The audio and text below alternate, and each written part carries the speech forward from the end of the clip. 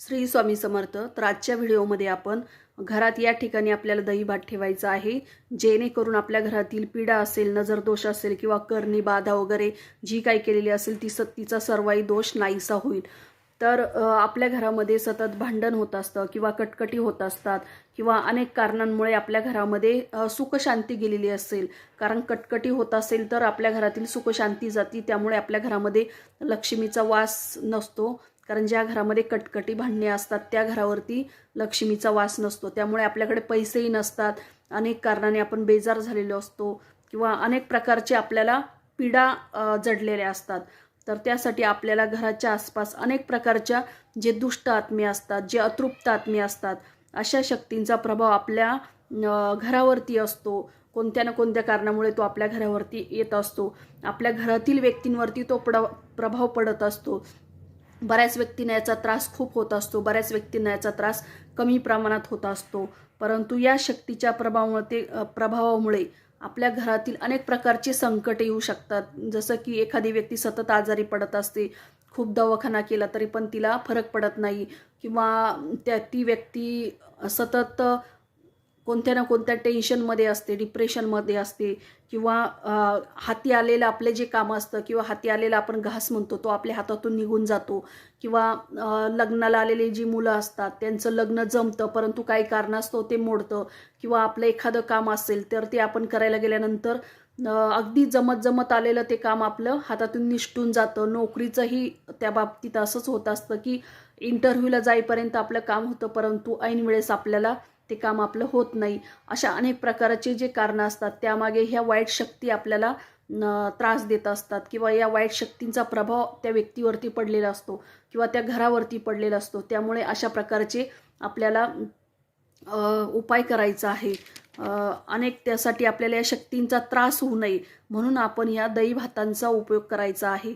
तर दही भात म्हणजे आपल्याला भात घ्यायचा आहे, तांदूळ घ्यायचा आहे, कोणत्याही प्रकारचा त्याचा भात बनवायचा आहे, परंतु बिना मिठाचा भात बनवायचा आहे.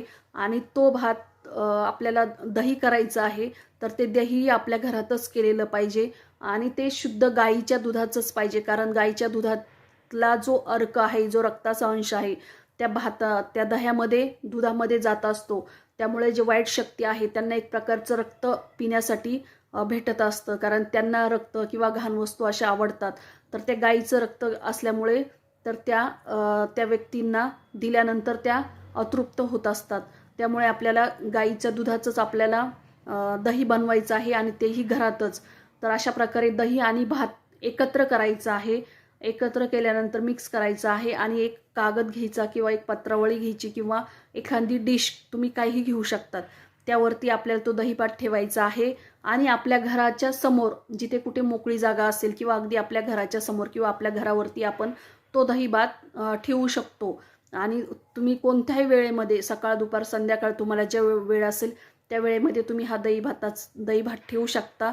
आणि ज्या वेळेस एखादी कुत्रं येईल किंवा मांजर येईल किंवा एखादा पक्षी प्राणी येईल आणि ते भात खाईल, ठेवलेला जो भात आहे तो खाईल, तर आपण असं समजायचं आहे की त्या प्राण्याने पक्ष्याने जर खाल्ला तर आपल्या घरावरती पीडा म्हणजे नजरदोष होता किंवा आपल्या घरावरती वाईट शक्तीचा प्रादुर्भाव होता.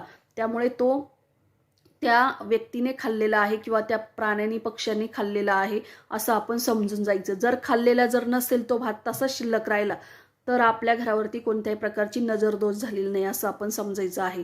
तर अशा प्रकारे आपण हे पक्ष्यांना खायला हा भात द्यायचा आहे. तर तो तुम्ही कोणत्याही दिवशी करू शकतात. अगदी दररोज केलं तरी काही हरकत नाही आहे. आणि दहीभात हे लक्षात ठेवायचं आहे की आपण हा दररोज उपाय करायचा आहे, परंतु ते करत असताना आपण मांसाहार सोडून द्यायचा आहे. म्हणजे जितक्या दिवस तुम्ही ही सेवा करणार आहात तितक्या दिवस तुम्ही मांसाहार खाणं बंद करायचं आहे. त्यामुळे तुम्हाला याचा चांगलाच अनुभव येईल आणि तुमची जी नजरदोष असेल किंवा घरावरती जी वाईट शक्तीचा प्रभाव असेल तो ह्या दहीभात आपण ठेवल्यामुळे खूप प्रमाणात निघून गेलेला असेल. काहीच दिवसानंतर तुम्हाला याचा खूप छान अनुभव येईल. श्री स्वामी समर्थ.